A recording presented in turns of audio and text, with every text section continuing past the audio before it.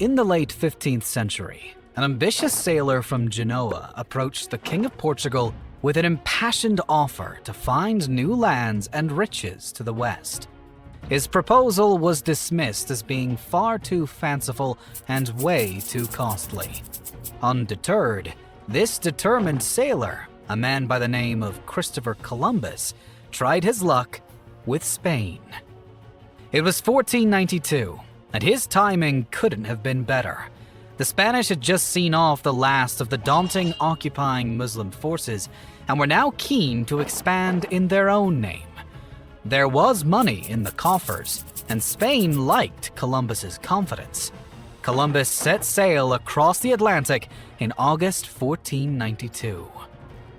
Just 2 months later, he landed in the Bahamas, making the first significant European contact with the Americas.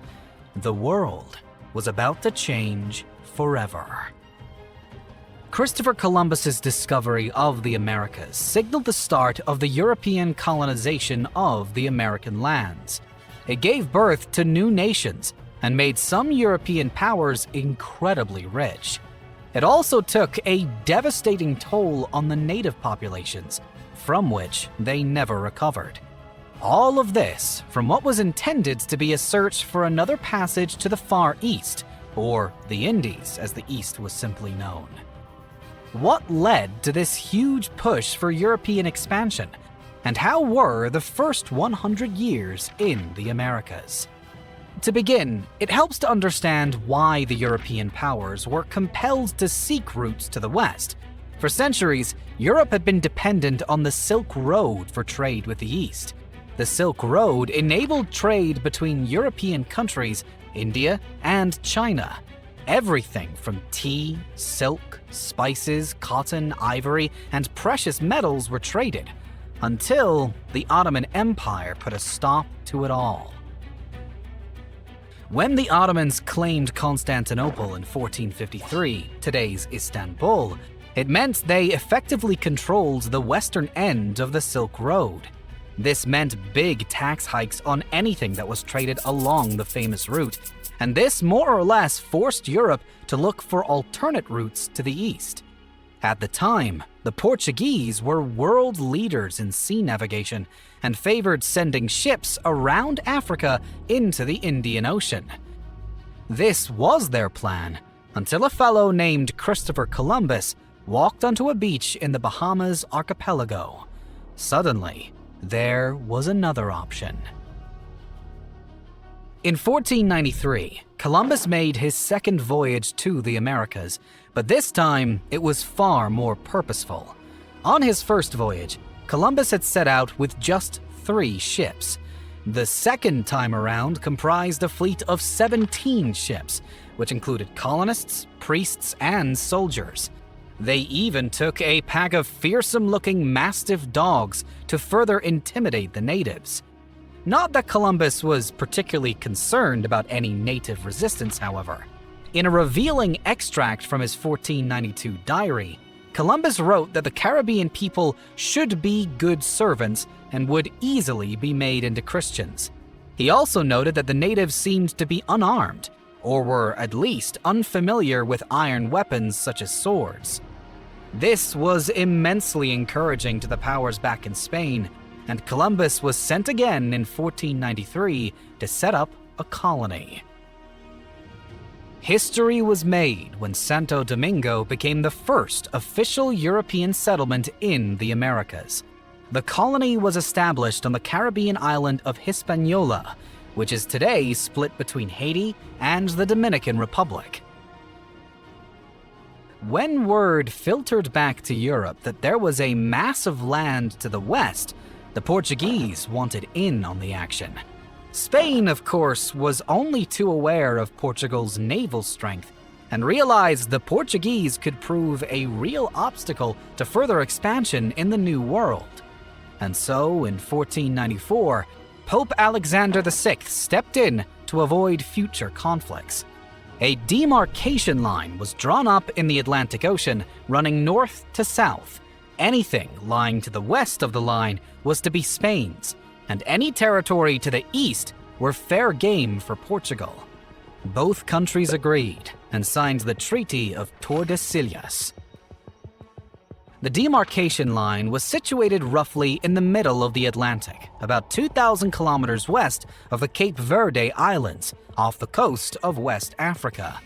The general idea was that the new lands discovered by Columbus would go to Spain, while Portugal was free to conquer Africa and southern Asia. There was just a small exception to what was pretty much all Spanish territory. A sizable chunk of land in South America was jutting out into Portugal's side of the demarcation line. In 1500, this was unknown to the Portuguese. In 1498, Vasco da Gama had successfully rounded Africa to reach India, becoming the first European to reach India by sea. Portugal was excited because access to India via the Mediterranean was blocked by Italian and Ottoman fleets. A second voyage was organized, this time with Pedro Álvarez Cabral in charge. Cabral commanded 13 ships, which held over 1,000 men and supplies. Like da Gama, he sailed down the African west coast and then headed out into the western Atlantic to ride on the back of the trade winds. Unlike da Gama, though, Cabral continued heading west, and in April 1500, he landed on the northeastern shores of Brazil at Bahia. Realizing that this new land lay on Portugal's side of the demarcation line, Cabral claimed it on behalf of the crown. Although many historians have speculated that other Europeans had most likely been there before Cabral, he is generally acknowledged to be the one who officially discovered Brazil. Cabral looked around Bahia and guessed that it was in fact part of a continent. He sent a ship back to Lisbon immediately to spread the good news. The Portuguese were eager to get their hands on any precious metals that might have been in Brazil, specifically gold and silver. When it became clear that the local timber was the only real resource of any value, the Portuguese lost interest in Brazil for the next few decades. The local trees, called Brazil wood, were found to be useful because of the red dye that could be extracted. This was used to make textiles and clothes back in Europe, and the Portuguese had the natives clear the forests for them. They traded items such as mirrors, scissors, knives, and axes with the natives to seal the deal. Almost from the start, the Portuguese relationship with the indigenous people was markedly different from that between the Spanish and the natives in Mexico and Central America. While the Spanish colonization was based more on out-and-out conquest, there was no evidence of natural riches in Brazil. Instead of settling the new territory, Portugal initially decided to keep it as a trading base between Europe and India.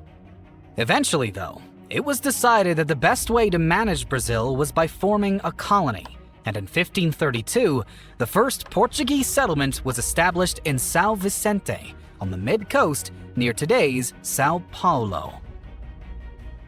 The new land was divided up into 15 captaincies, which were areas of land granted to people for agriculture. The captaincy owners were nobles, merchants, or ex-sailors, and it was soon evident that sugar was the go-to crop to grow. Things began to move slowly, but in the right direction, and in 1549, Brazil was declared an official crown colony. The port colony Salvador da Bahia became the capital, complete with a cathedral, hospital, prison, and a customs house.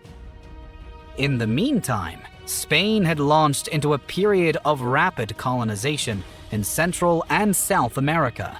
Following on from settling in Hispaniola, the Spanish then colonized Puerto Rico in 1508, Jamaica in 1509, and then Cuba in 1511. In 1513, Vasco da Balboa became the first European to officially set sight on the Pacific Ocean, when he crossed the Isthmus of Panama and declared the Pacific as a Spanish territory. And then in 1519, things really took off for Spain. Hernan Cortés was an explorer stationed in Cuba and eager to discover new lands and treasures for the crown. Like others, he'd heard the rumors of the gold and silver that was waiting to be discovered over on the mainland, Mexico. He set off on an unauthorized expedition for what was then Mesoamerica, landing on the shores of Yucatan in February 1519. The first indigenous people Cortés interacted with were from the Mayan tribes, but he soon realized that in order to gain full control of Mexico, he had to overpower these mighty Aztecs. The Aztecs were the most advanced civilization in the region at the time, and were based out of their capital, Tenochtitlan, which would later become Mexico City. However, the Spanish liked their chances. They had superior firepower with steel swords and guns, plus well-organized armies with horses and dogs. The Spanish also had arguably the Europeans' deadliest weapon against native forces: diseases. Smallpox in particular was a mass killer. None of the native tribes in the Americas had been exposed to the disease and had zero immunity. It didn't take long for smallpox to exact a crushing toll on the Aztecs, and aided by their superior weapons, the Spanish took control of Tenochtitlan in 1521. The Aztecs hadn't gone down without a fight, however, and had battled fiercely to the end, but they were simply too decimated and ultimately overwhelmed by sickness and Spain's artillery. It was estimated that the Aztecs lost over 240,000 soldiers during the fighting, with more than half that number falling to disease. Most of Mexico would fall over the next few years, and the Spanish then set their sights further south, to the Inca-controlled regions of Peru. This was no easy feat. In 1528, the Inca Empire was at the height of its powers. Its territory covered a gigantic 1,800,000 square kilometers. In 1532, Francisco Pizarro led Spanish forces into Peru, where they clashed with the Inca army in a fight to control Peru and its surrounding territories. Despite being vastly outnumbered, Pizarro and his troops took full advantage of their superior firepower and massacred thousands of Incas, who had no reply to the guns and swords of the European invaders. The Spanish were further aided by the aftermath of a civil war that had erupted amongst the Inca leaders, leaving the Incan armies disorganized and unprepared for the onslaught. Emperor Atahualpa was defeated, and Spain had captured not just Peru, but all of the Incan territories surrounding it. This included almost all of South America, with the exception of the Portuguese-controlled Brazil and Venezuela. Spain had been in Argentina in 1516, but was underwhelmed by the lack of resources and didn't officially settle there until 1580. In 1537, Spanish troops marched into Colombia and took over Chile in 1841. Spain additionally began making inroads into North America. In 1559, Tristan de Luna y Arellano established a settlement in today's Pensacola in Florida. Then, in 1565, the Spanish set up a colony in St. Augustine, Florida, not far from modern-day Jacksonville. Throughout the 16th century, the Spanish gradually moved into areas of what would become the southern United States. This included Texas, New Mexico, Colorado, California, and Arizona, meaning that Spain had secured huge expanses of land across 2 continents. None of this activity had escaped the attention of Britain and France. The 2 European superpowers also knew about Spain and Portugal's Treaty of Tordesillas and decided to completely disregard it. After all, neither nation answered to the Pope, and both firmly believed that they had every right to acquire what they could in the New World. France was the first to set up a serious quest. In 1534, Francis I sent Jacques Cartier across the Atlantic on the first of his 3 voyages to North America. Cartier explored the coast of Newfoundland and traveled along the St. Lawrence River. In July of 1534, France became the 3rd European country to officially land in the Americas. Cartier landed on the shores of the Gaspe Peninsula in Quebec and placed a cross in the sand, claiming the land for the French crown. It was to be a short-lived attempt to build New France. Cartier also tried to establish a colony in what would become Quebec City in 1541, but the project failed due to hostilities from native tribes and atrocious weather. The French then attempted to start colonies further down the North American coast at Parris Island in South Carolina in 1562, and then in present-day Jacksonville, Florida in 1564. These efforts were thwarted by Spanish attacks, who had grown increasingly paranoid about the impending French colonization of North America. France made a half-hearted attempt to start a colony of convicts on Sable Island off Nova Scotia in 1598, but nothing materialized. The early attempts by the French were poorly financed and didn't receive anywhere near the amount of support needed to successfully establish colonies. That, added to constant fighting with the local tribes and harsh weather, meant France had little to show for its efforts by the end of the 16th century. Big changes were taking place in England, contrarily, and it too was about to throw its hat into the ring. England already had a strong and established navy and was looking to build some serious wealth. When Queen Elizabeth took the throne in 1558, she was ready for action. Elizabeth not only gave the green light for British ships to attack and loot any Spanish ships traveling back from the Americas with booty, but she also sponsored voyages to the Caribbean. When these ventures failed because of strong reprisals from the Spanish, Elizabeth and Britain then focused their sights on the North American coast. The adventurous swashbuckler Walter Raleigh was given a charter to explore North America in 1584.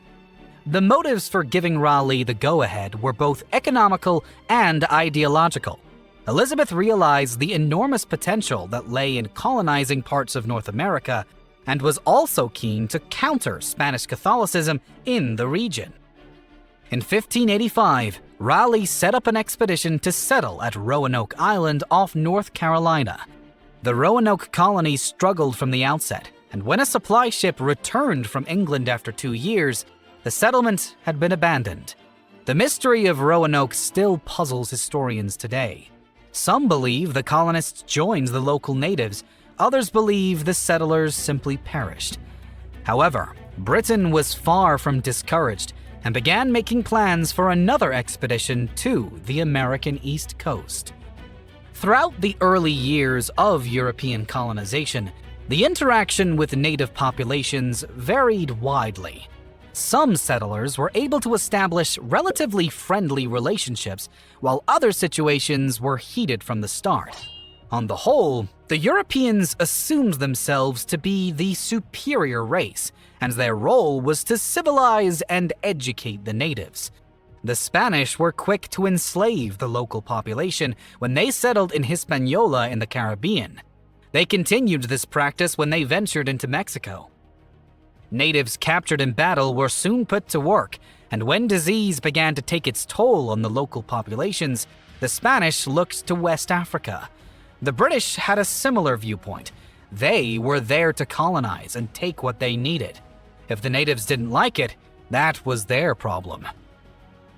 This led to regular outbreaks of violence in the early days of colonization. While the French later demonstrated the benefits of befriending local populations, the British, Spanish, and Portuguese were primarily concerned with conquest. This meant the exchanges between the colonizers and the natives were often brutal. The colonists had the technological advantage in terms of weapons, and the natives had an edge in using the environment that they knew so well. Religion also played another major role.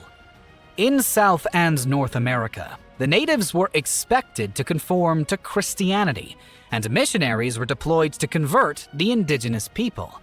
It didn't occur to many Europeans that the native people may have had existing cultures and religious beliefs of their own.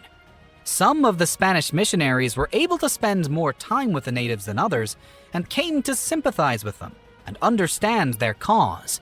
Pope Paul III read the letters of the missionaries and warned colonists that the native people were not beasts to be killed or enslaved, but human beings with souls capable of salvation. This was quite an enlightened outlook for the time, and although it conceded that Christianity was the only true way forward, the Pope indicated that colonists should at least be mindful of the plight of the natives. Still, the physical shock alone must have been tremendous. Neither side had seen anything quite like the other, and the first contacts evoked a mass array of emotions, ranging from mild curiosity to derision and fear. Some settlers realized that befriending natives would work in their favor. The locals knew the land better than them, and they could learn how to farm it and hunt on it. When the British initially settled at Roanoke in 1585, they struck up a relationship with the local Algonquin people. The Algonquins showed them how to crop the land and where to find food. So good was this relationship that many believe the struggling settlers may have simply opted to live with the Algonquins. All of this aside, no matter what industry their colonies were based on, all the European powers needed labor. And when the job proved to be too much for the settlers and disease wiped out the enslaved natives, the colonists began bringing slaves over from West Africa. And so, after the first 100 years of American colonization, Spain was the clear winner in terms of territories and riches gained. The Spanish had established colonies from Buenos Aires all the way up to Florida and Texas. However, France was about to have a massive influence, and England had only gotten started. In North America, at least, massive changes were on the near horizon.